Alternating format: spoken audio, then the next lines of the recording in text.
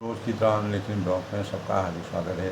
सबके मंगल हो की कामना के साथ बड़ों को मेरा सारे नमस्कार, छोटों को मेरा आशीर्वाद। मैं ठीक हूँ, आशा करता हूँ कि आप ठीक होंगे। रामचरितमानस के अयोध्याकांड के प्रसंग में तुलसीदास जी ने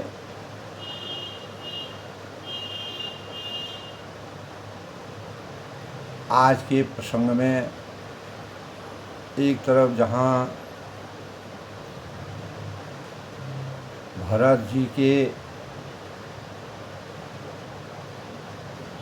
अंतःकरण में भगवान रामचंद्र जी के प्रति जो संकोच था, जो उनकी विरह व्यथा थी, जो उनका संशय था, और अयोध्या से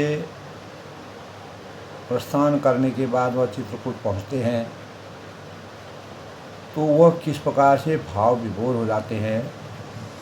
उनका दैहिक भौतिक तापों से ग्रस्तता का जो स्वरूप था वह किस प्रकार से समाप्त होता है, और उनके अंतःकरण में भगवान रामचंद्र के प्रति जो प्रेम की पराकाष्ठा का उदीयमान था वह कैसे जागृत होता है, उसका बड़ा ही समीचीन वर्णन तुलसीदास जी ने अयोध्याकांड में भरत जी के चरित्र और भ्रातृत्व प्रेम की समीक्षा की। इसी के परिणाम स्वरूप दूसरी ओर 14 वर्ष के वनवास को प्राप्त करने के पश्चात भगवान राम जब चित्रकूट में अपना पर्णकुटी के नीचे लक्ष्मण और सीता जी सहित प्रवास करते हैं तपस्विनी नदी के तट पर, तो देवताओं में, वहाँ की प्रजा में और वन्य जीवों में, वनस्पतियों में, पशु पक्षियों में जो भगवान की भक्ति का स्वरूप, प्रगाढ़ जो स्वरूप है वह उत्पन्न होता है। भगवान के स्वरूप में सब लीन हो जाते हैं। अयोध्या का जैसा परिवेश वन में होना यह प्रत्येक प्राणी मात्र के लिए, और भगवान ने अपने साकार दर्शनों से पशु पक्षी जीव जंतु चर अचर और मानव और वन्य प्रजातियों और वन में रहने वाले अनेक स्त्री पुरुषों के अंतःकरण में जो भगवान की लीलाओं का समावेश किया, उसका बड़ा ही सुंदर वर्णन तुलसीदास ने किया है। तो इन दोनों भावों का तुलनात्मक अध्ययन करने से हमारे अंतःकरण में भ्रातृत्व प्रेम की वास्तविक पराकाष्ठा, भ्रातृत्व प्रेम का वास्तविक उदीयमान होता है। तो भगवान राम और भरत जी का जब आपसी मिलन होता है, यद्यपि भगवान राम अंतर्यामी थे, उनको भरत जी के चरित्र पर पूर्ण विश्वास था, लेकिन लोगों के मनों में भरत जी के लिए जो वास्तविक भाव था वह जब वह अपने विवेक के परिणाम स्वरूप अयोध्या से वन की तरफ प्रस्थान करते हैं और भगवान रामचंद्र जी का पूरे रास्ते भर उनका मनन चिंतन करते हैं। जहाँ जहाँ भगवान राम ने प्रवास किया वहाँ अपना प्रवास करते हैं। अनेक नदियों में गंगा और यानी तमसा नदी, गंगा नदी, प्रयागराज और प्रयागराज के दर्शन करके अनेक ऋषियों से उनका सानिध्य होता है।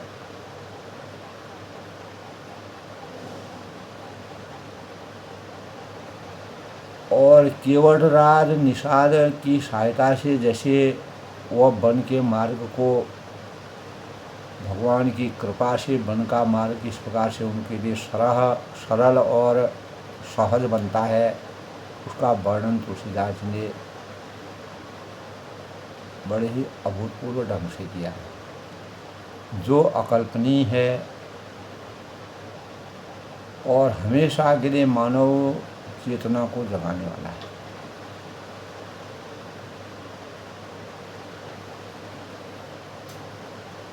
तो महर्षि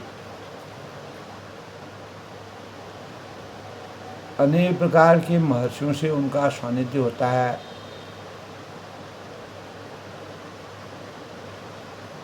तब वह धीरे धीरे अपने कुल गुरु वशिष्ठ और माताओं और प्रजा के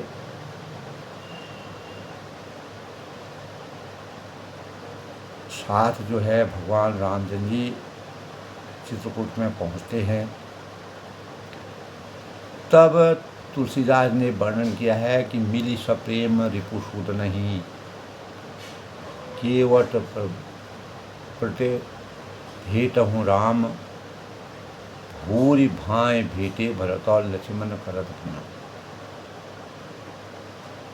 तो भरद्वाज मुनि की सीख से भरत जी के अंतःकरण में जो भगवान रामचंद्र जी के प्रति विश्वास की धारा का उदयमान होता है, वह उनको और तभी से उनके अंतःकरण में जो संकोच है और जो उनको संशय है वह हमेशा के लिए समाप्त होता है।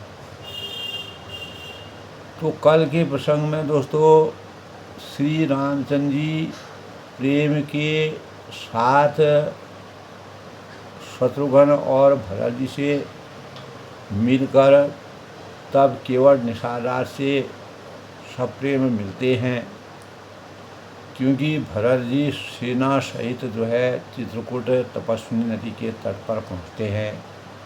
प्रणाम करते हुए लक्ष्मण जी ने भरत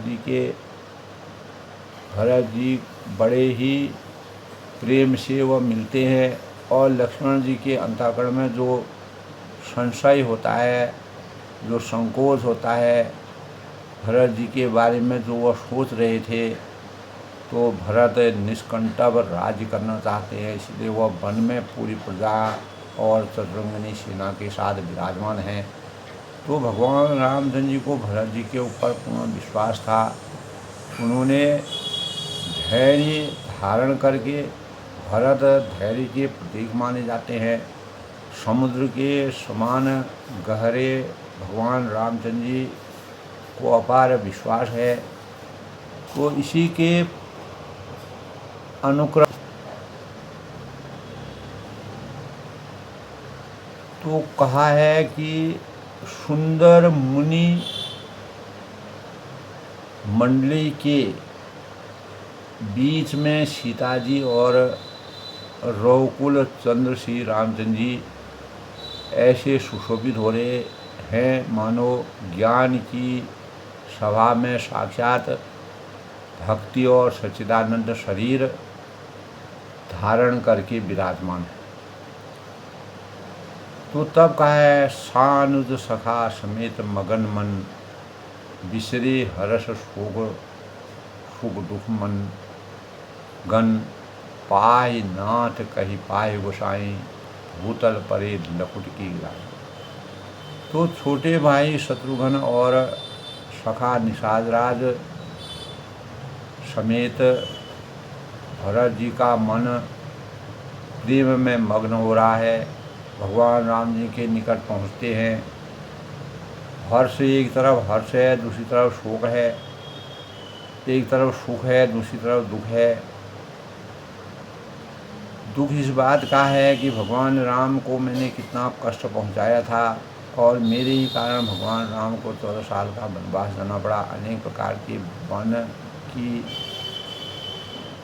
जो कठिनाइयों का सामना करना पड़ा, आज ये सब भरत जी जब रावण के नज़दीक पहुँचे वो तो भूल जाते हैं, विस्मृति हो जाती है।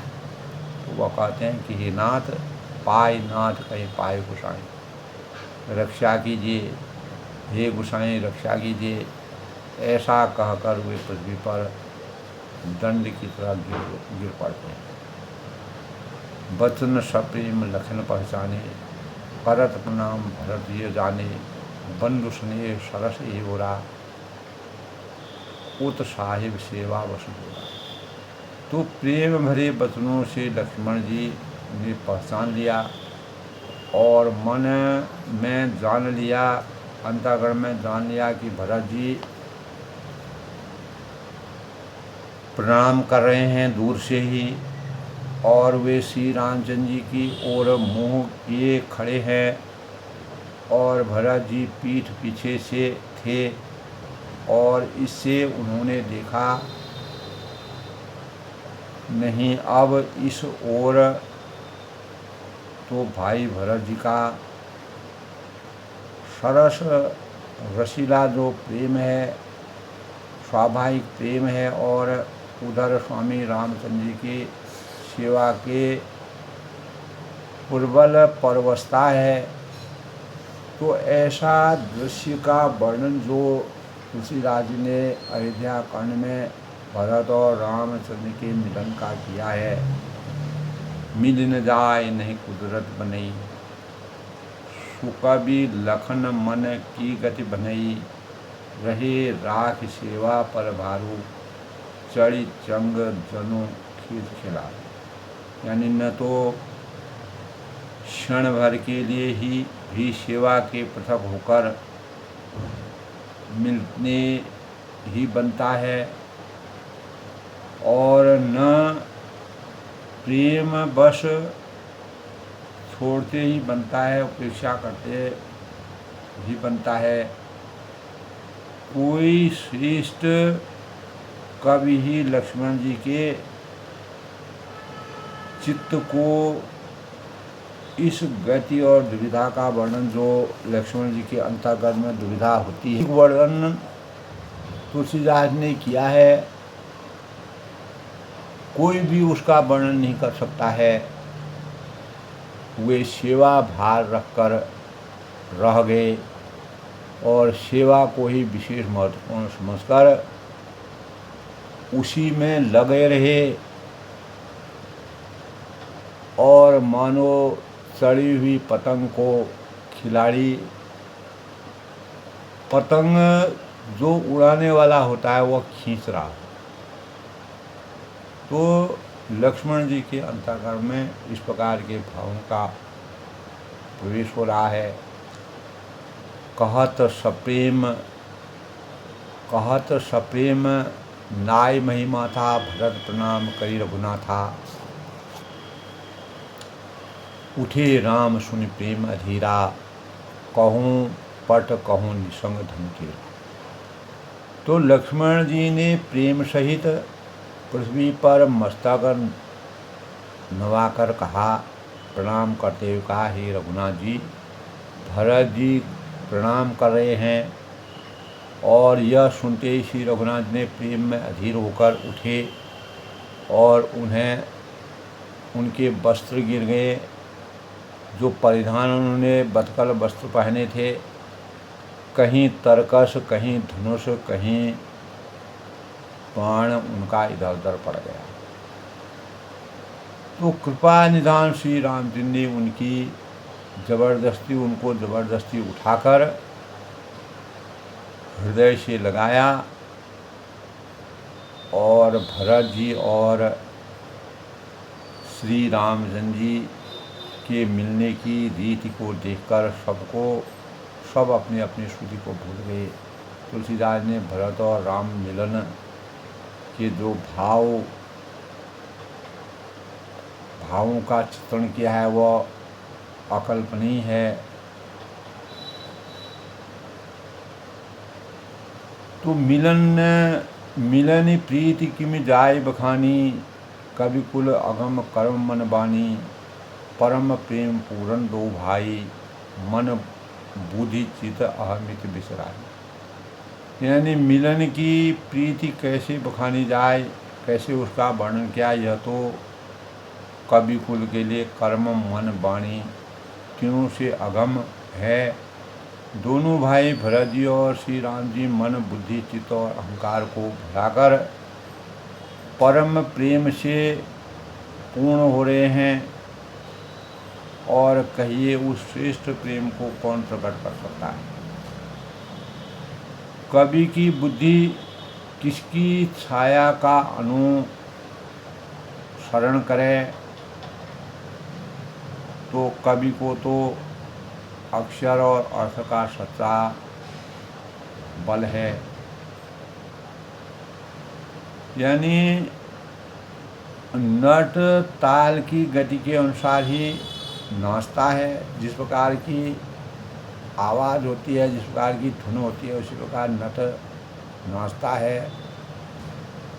अगम सने भरत रघुबर को, यानी भरत जी और रघुनाथ जी का जो प्रेम अगाध प्रेम है, जन जाए मनु विधि हरिहर को, तो जहाँ ब्रह्मा विष्णु और महेश का भी मन नहीं जा सकता।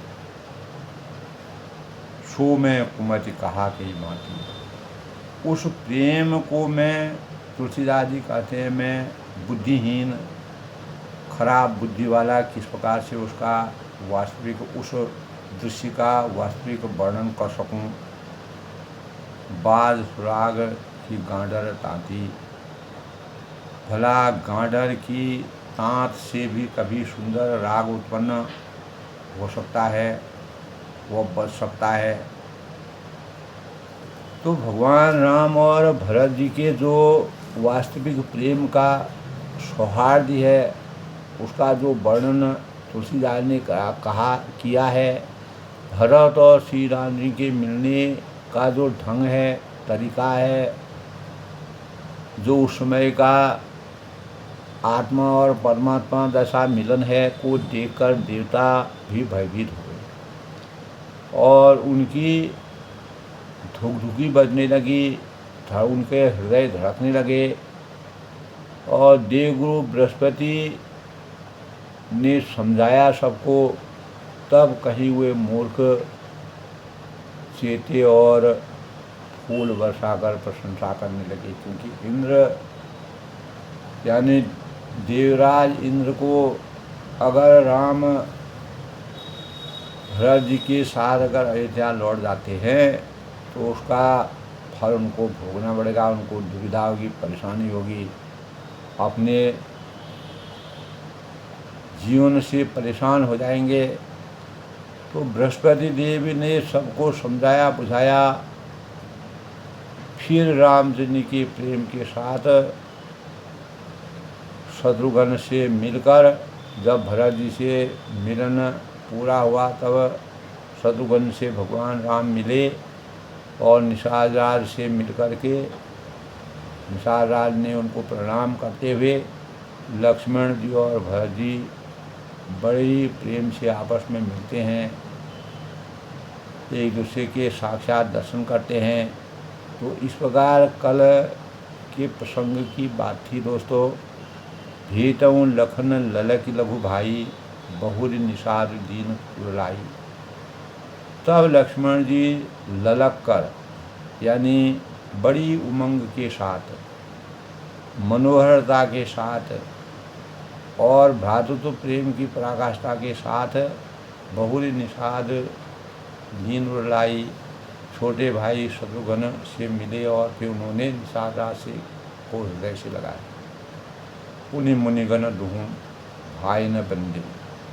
और फिर भरत शत्रुघ्न दोनों भाइयों की उपस्थिति मुनियों को प्रणाम किया और अभिमत आशीष पाए आनंदे, इच्छा के अनुसार इच्छित आशीर्वाद पाकर हुए आनंद की अनुभूति में डूब गए। सानुज भरत उमय अनुरागा, छोटे भाई शत्रुघ्न सहित भरत जी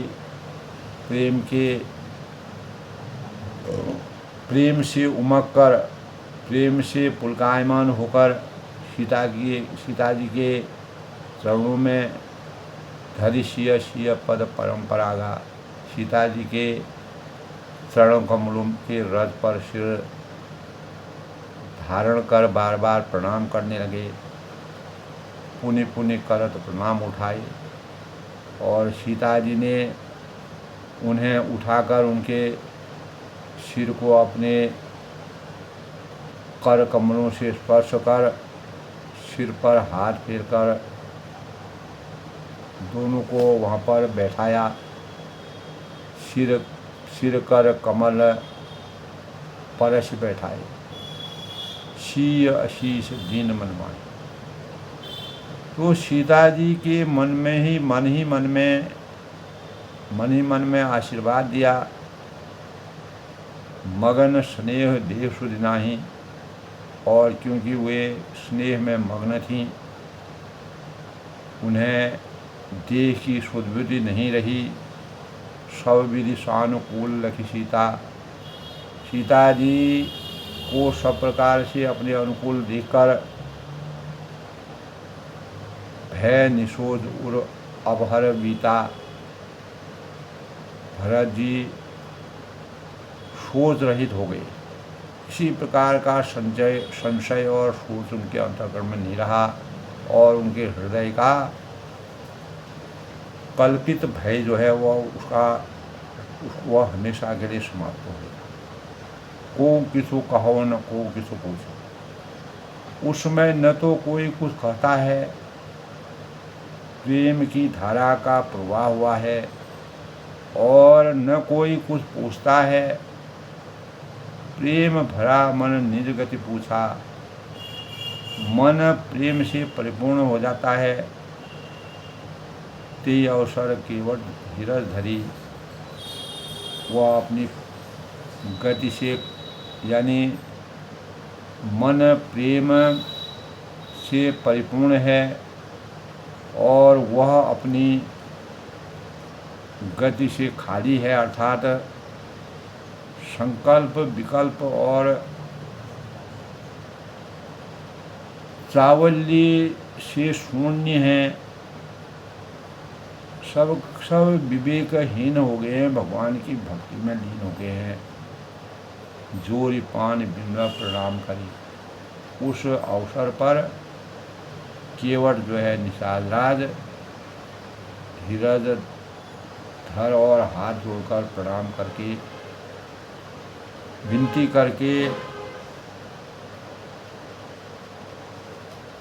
करने लगे कि नाथ सात मुनिनाथ के मात सकल पुर लोग, सेवक सेनव सचिव स्वभाव आए विकल दियो। तब केवलराज निषाद कहते हैं कि नाथ सात मुनिराज के मात सकल पुर लोग, यानी मुनिनाथ वशिष्ठ के साथ सब माताएं और नगरवासी सेवक सेनापति मंत्री सब आपके वियोग से व्याकुल होकर आए हैं। केवट राज ने भगवान राम जी से प्रार्थना करके उनकी बात, सबकी बात को भगवान राम जी को सुनाया। शील सिंधु सुनि गुरु आगमन, गुरु का आगमन सुनकर शील के समुद्र श्री रामचंद्र जी सीता जी के पास सिय समीप राखे रिपुसूदन शत्रुघ्न जी को रख दिया उन्होंने उनके पास, और चले सवेग राम ते काला। वे परम धीर होकर के धर्म धुरंधर, धर्म की रीति को जानने वाले दीन दयालु भगवान श्री राम जी उसी समय वेग के साथ चल दिए मुनि के दर्शन करने के लिए। गुरु हिंदी सानुज अनुरागे, गुरु जी के दर्शन करके लक्ष्मण सहित प्रभु श्री रामचंद्र जी दंड प्रणाम करण प्रभु लागे। प्रेम के स्वरूप में डूब गए और दंडवत प्रणाम करने लगे गुरु वशिष्ठ जी को। मुनिवर धाय लिए उर लाई, तब मुनिशेष वशिष्ठ ने दौड़कर उन्हें अपने हृदय से लगा लिया। तो प्रेम प्रसंग का जो वर्णन तुलसीदास ने किया है वो बड़ा ही अभूतपूर्व है, प्रेरणादायक है और हमारे स्वरूप में प्रेम के भावों का उदय कैसे होता है, उन भावों का संचार होता है। तो प्रेम उमगी भेंटे दो भाई, और प्रेम से उमग कर ये दोनों भाई आपस में मिलते हैं। प्रेम पुलक केवट कहे नाम, फिर प्रेम से पुलकित होकर केवट निषादराज ने अपना नाम लेकर दूर से ही वशिष्ठ जी को दंडवत प्रणाम किया। राम सखा ऋषि परबस भेंटा, ऋषि वशिष्ठ जी ने राम सखा जानकर उसको जबरदस्ती हृदय से लगा लिया और जनुमहि लुठत सने समेटा, मानो जमीन पर लेटते हुए प्रेम को समेत संपूर्ण ऐसा लग रहा था कि पूरे जो प्रेम का वास्तविक स्वरूप है वह जागृत हो गया। रघुपति भगति सुमंगल मूला, श्री रघुनाथ जी की भक्ति सुंदर मंगलों का मूल है, आधार है और एक स्तंभ यानी जड़ है। और नभ सराहि सुर बरसई फूला, ऐसे सुंदर परिवेश को देखते हुए सराहना करते हुए देवता आसमान से फूल बरसाने लगे। यही समय निपट नीच को नाही, वे कहने लगे कि जगत में कोई इसके समान सर्वथा नीच कोई नहीं है और वशिष्ठ जी के समान बड़ा कौन है। यही समय निपट नीच को नाही, बड़ वशिष्ठ सम को जग मान। यानी श्री रघुनाथ जी की भक्ति सुंदर मंगलों का मूल है। इस प्रकार कहकर सराहना करते हुए देवता आकाश से फूल बरसाने लगे और वे कहने लगे कि जगत में इसके समान सर्वथा और कोई नहीं और वशिष्ठ जी के समान और बड़ा कौन है। जही लखी लखनऊ ते अधिको मिले मुदित मुनि राव, सो सीतापति भजन को प्रगट प्रताप। तो तुलसीदास जी कहते हैं कि जिस निषाद राज को देख करके मुनिराज वशिष्ठ भी लक्ष्मण जी भी अधिक उसे आनंदित होकर मिले, सो सीतापति भजन को, वह यह सब सीतापति श्री राम जी के भजन का प्रत्यक्ष प्रभाव और प्रताप और प्रभाव है। भगवान के प्रताप का प्रभाव है। इसी से यानी निषाद राज के प्रेम की पराकाष्ठा का उदय हुआ है। आरत लोग राम सब जाना, करुणा कर सुजान भगवाना। तो दया की खान सुजान भगवान श्री राम जी ने सब लोगों को दुखी मिलने के लिए व्याकुल जाना, जो जही भाई रहा विलासी। और तब जो जिस भाव से, जिस आस्था से, जिस स्वरूप से मिलने का अभिलाषी था, उस प्रकार का रुख रखते हुए उनको रुचि के अनुसार भगवान रामचंद्र ने तेही तेही कै तसी तसी रुख राखी, उनका रुख रखा। सानुज मिली पल मोह सब काहू, उन्होंने लक्ष्मण जी सहित पल भर में सब किसी से मिलकर कीन दूरी दुख दारुण दाहू, उनके दुख और कठिन जो संताप था उसको हमेशा के लिए दूर किया। अर्थ धर्म काम मोक्ष की प्राप्ति हुई। यह बड़ी बात राम कहना ही। श्री रामचंद्र के लिए यह कोई बड़ी बात नहीं है। वह सर्वगुण संपन्न है और मन की बात जानने वाले हैं, अंतर्यामी हैं। जिमि घट कोटि एक रवि राचाही। जैसे करोड़ों घड़ों में एक ही सूर्य की पृथक पृथक छाया प्रतिबिंब एक साथ ही दिखती है, उसी प्रकार भगवान का दृश्यमान दिखाई देता है। मिल केवट ही उमई अनुरागा। तो समस्त पूर्ववासी प्रेम से उमंग होकर, प्रेम से प्रफुल्लित होकर केवट से मिलकर उसके पूर्वजन सकल सराहें भाग्य की सराहना करते हैं। ऐसे केवट को भी भगवान राम के जो साक्षात दर्शन हुए, देखी राम दुखित महतारी। श्री राम जिनकी सब माताओं को दुखी देखा और दुखी देख करके जनों सुबेल अवली हिम भारी, मानो सुंदर लताओं की जो पंक्तियां हैं, पंक्तियों को पाला मार गया।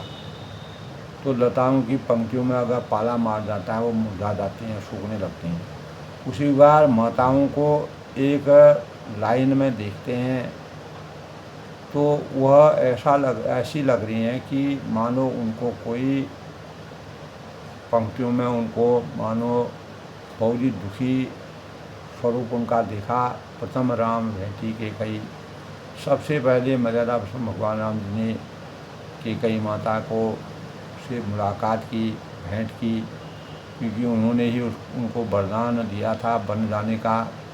सरल स्वभाव भगतमति होई, और अपने सरल स्वभाव तथा भक्ति में उनकी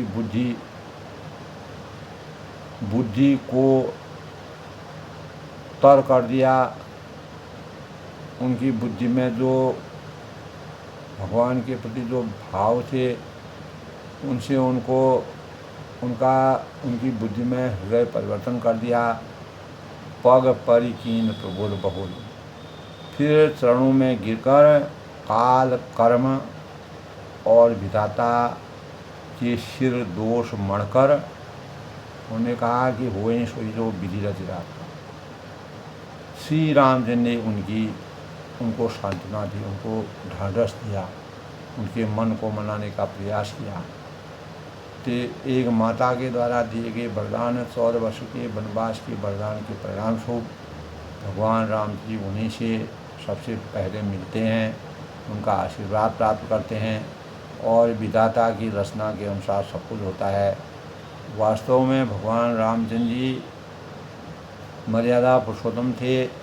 उनने माता कैकेयी को ही इतना सुदृढ़ और मजबूत समझा कि माता कैकेयी जो मैं वन 14 वर्ष का जाना चाहता हूँ, उसके लिए माता कैकेयी ही इतनी दृढ़ कर्तव्यशील हैं जो मुझे वचन देंगी और वह कभी भी उससे विरत नहीं होंगी।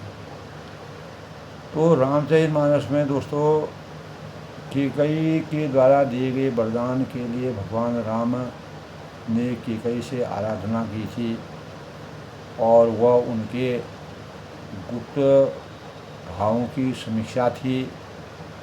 अगर कैकेयी भगवान राम जी को वनवास नहीं देती तो रामचरितमानस की पूर्ण रचना नहीं होती और मानव चेतना की जागृति नहीं होगी और अनेक प्रकार की जो अत्याचारी अहंकारी जो राक्षसों का अंत इस जगत से नहीं होता, इस पृथ्वी से नहीं होता।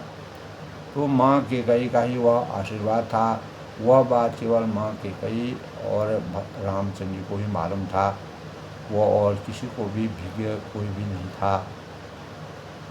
तो यह रामचरितमानस में एक प्रसंग यह भी है दोस्तों, भेटी रघुबर माध स्वभाव करे प्रबोध परितोष। इसलिए कैकेयी के समर्पण अवहेलना के पात्र बन कर के भी भगवान राम जी का जिस प्रकार से कैकेयी ने साथ दिया, वह भी रामचरितमानस का एक प्रमुख अंग है। और अनेक प्रकार की अवहेलना के परिणाम स्वरूप भी कैकेयी ने अपनी वचनबद्धता को, अपने स्वरूप को कैसे बदला। यद्यपि राजा का स्वर्गवास हुआ, लेकिन चौथी अवस्था में जन्म मरण के चक्र से मानव जीवन का जो अंतिम काल है वह आना है। तो भेटी रघुबर मात स्वभाव, तब फिर भगवान रामचंद्र जी कैकेयी जी का आशीर्वाद प्राप्त करके सभी माताओं से भेंट की, उनसे उनका आशीर्वाद प्राप्त किया, करि प्रबोध परितोष।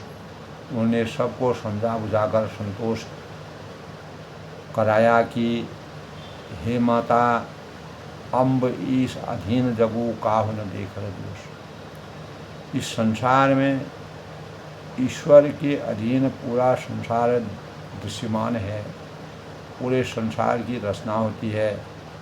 हुए सोई जो विधि रच राखा, और विधाता की रचना के अनुसार यह सब लीलाएं हैं। इन लीलाओं के अनुसार हमें अपने जीवन के चक्रव्यूह को चलाना है और किसी को भी दोष नहीं देना चाहिए। परहित सरिस धर्म नहीं भाई, पर पीड़ा सम नहीं अधिकार। तो फिर रघुनाथ जी ने सब माताओं को मिले और उनका आशीर्वाद प्राप्त किया। उन्हें सबको ढाढ़स बधाया और समझा बुझाकर संतोष कराया, और सभी माताओं से कहा कि इस संसार में, इस पृथ्वी मंडल में, इस चराचर जगत में